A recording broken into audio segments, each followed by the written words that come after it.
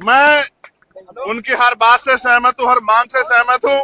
इनकी एक बात से असहमत हूं। इन्होंने कहा कि हम जमीन पे बैठ के उनसे बात करेंगे। हम नहीं बैठेंगे जमीन पे, हम बैठेंगे कुर्सी पे। इस कुर्सी पे बैठने का अधिकार इस संविधान ने हमें दिया है, क्योंकि ये वकील है, अनुशासित है। इसलिए हमें कोशिश करते हैं कि हमारे आंदोलन को कोई परेशानी ना हो। ये सच है, आंदोलन को कुचलने के लिए सरकार तरह तरह के हथकंडे अपनाएगी, लेकिन याद रखो, ये भी रोटी खाते हैं, हम भी रोटी खाते हैं। हम किसी भी कीमत पे अपने आंदोलन को पीछे हटने नहीं देंगे। दूसरी बात, मैंने एक मांग की थी कि जो लोग सड़क पे हैं उनको आने दिया जाए। मेरा ऐसा विश्वास है कि हमारी बात को सुना गया होगा।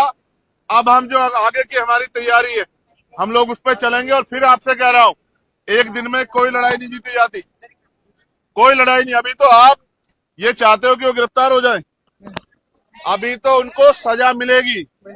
अभी लड़ाई बहुत लंबी है। हमारे लोग एक बार में सोच लेते हैं कि लड़ाई खत्म हो गई। अभी आपको कई बार अपनी ताकत का प्रदर्शन करना पड़ेगा। और मैं एक और छोटी बात कहता हूं, छोटी इसलिए कह रहा हूं क्योंकि बड़ी बात कह के कुछ होता नहीं है।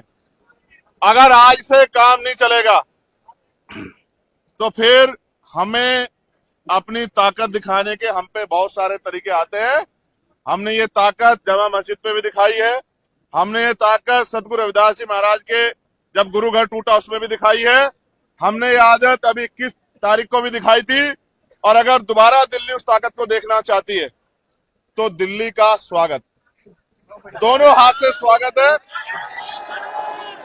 इतिहास गवाह है, इतिहास गवाह है, जिस दिन हम दिल्ली आते हैं ताकत से, उस दिन के बाद दिल्ली में अच्छे अच्छों के दांत खट्टे हो जाते हैं। मैंने इसको मना किया, मैंने मना किया कि मैं घोषणा नहीं करूंगा, वरना यूनिवर्सिटी की हो जाएगी छुट्टी और धारा लग जाएगी 144 और दिल्ली में मना हो जाएगा कि भाई कुछ नहीं करना। अभी तो सिर्फ ये बताने के लिए है कि इसको देखो, असल लड़ाई उस दिन है।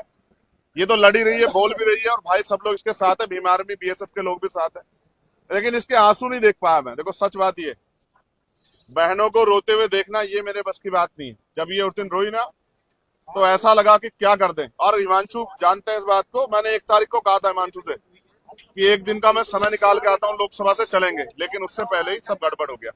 देखो वो बहुत तेज है, हमारे फोन सुन रहे हैं महमूद भाई, उनको पता लग जाता है कि कब हम क्या करने वाले, इसलिए पहले तैयारी कर लेते हैं। उन्होंने ये आंदोलन कुचला इसलिए, उसको हटाया इसलिए, चोरी डकैती इसलिए की कि आंदोलन बड़ा बड़ा पत्थर ताकतवर हो जाता है। ये तो जिंदा लोग का आंदोलन है। तो मेरा विश्वास है कि आंदोलन वहीं चलेगा, पूरे जोर शोर से चलेगा और आंदोलन जीतेगा भी, क्योंकि सबसे बड़ी ताकत हमारे पास संविधान है। इस संविधान के जरिए हम उनको सजा भी कराएंगे और जो 25,000 वैकेंसियां बैकलॉग बाकी है उसको पूरा भी कराएंगे।